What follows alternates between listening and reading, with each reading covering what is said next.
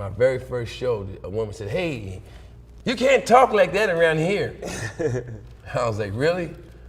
When I walked in here, it said Comedy Club above the door, not Tabernacle. So fuck you, bitch. Charlie, what would you say was your favorite memory of being a bodyguard? My favorite memory of being a bodyguard was probably whipping somebody's ass. I don't know. That's the best part of the job. You don't stressed out when you go to bed, you know? I heard this about you. Didn't you once audition for a Chris Rock movie and you showed up with a real gun? Yeah, dog. CB4. Yeah, CB4. What happened there? That was my cousin Ray Ray's 9mm. What happened? I just say that, hey, Chris. What were you being cast as? Were you auditioning for a part? What? It's like a gangster? Yeah, man. Yeah. And the part called for like a guy with a gun? Yeah, but I was supposed to pull my finger out. I was like, I'm gonna really pull a finger. I'm gonna show you something right now. I was able to, just draw on some past experiences at that moment, right? Which effectively horrified everybody in the room. Did you get the job? Yeah, I became Gusto behind that. You got the job, is history. Right? You got the job. I got the job. So, how often would you and Eddie fight? I mean, brothers fight. I used to fight all the time with my brother. You mean like get into a? Not often, man. I mean, No? After you get beat down once or twice, you can't beat the person. You're gonna keep fighting.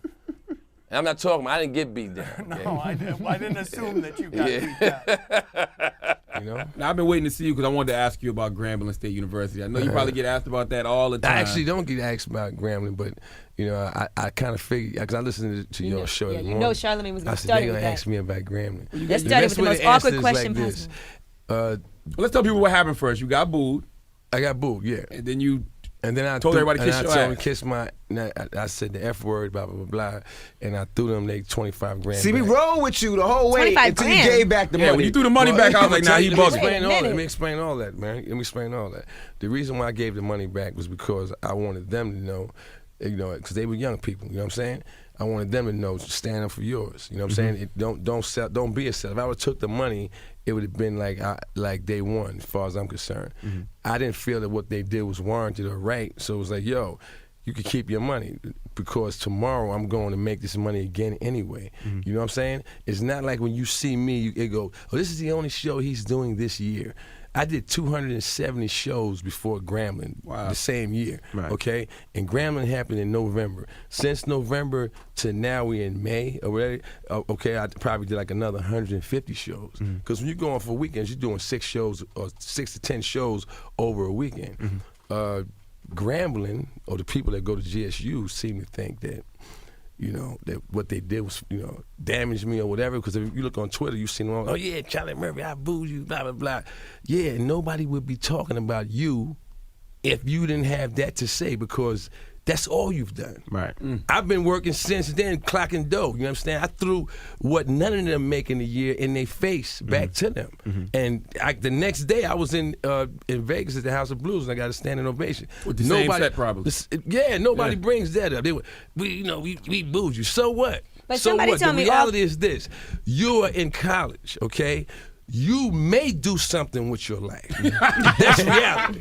That's reality, son. You know what I'm saying? Well, Neil Brennan tells this story, the co-creator of The Chappelle Show. He tells this story about you, that there was an actual situation where you grabbed a Tech 9 off a dresser and you were going to deal with a situation of some sort, and your brother Eddie says, hey, Charlie, you know this isn't a movie, right? You know that this is real, what you're doing right now. Look at that look on his face. You remember the details of that story? Yeah, what I remember the happened details of that story, man. I don't really want to go into the details of that story, because the person who was involved in the story with me and that person have resolved our issues. And for me to come on television and bring it back up and make a joke about it, because it wasn't a joke when it happened. It was a very serious situation, and it got resolved with nobody getting hurt. And to bring it back up, it would be like picking a scab off a wound, because other people was involved in that story besides me. Can you speak without I just put it this way. I wasn't the one that was scared in the story. I was on stage once, and I think it was at the Trump Marina in Atlantic City. And so you're on stage, and the lights is in your face, and you can't really see the audience. And I was having a great show.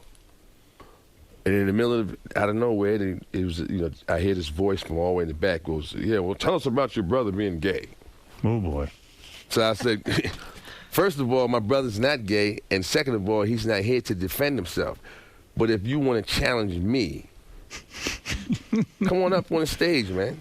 Yeah, we could turn this into a boxing match. No, I tell the audience on the regular, comedy and tragedy are cousins. And when the audience pays for a show, whether it's me making you laugh or me making people go, wow, you see how Charlie kicked that guy's teeth out? They're going to have something to talk about when they leave. So if you want that to be the story, then go down that road. Right. Go down that road. It's still no a good problem. show. It's no problem. I'll be invited back next time. You had a great show last time. I'll be invited back. Has anybody been bold enough to ask you what the Five Fingers said to the face? Several people, and I got the same answer for them. Try it. What happens when you say that? What's the look on their face when you That's the say end of the try it? conversation. That's the end of the conversation.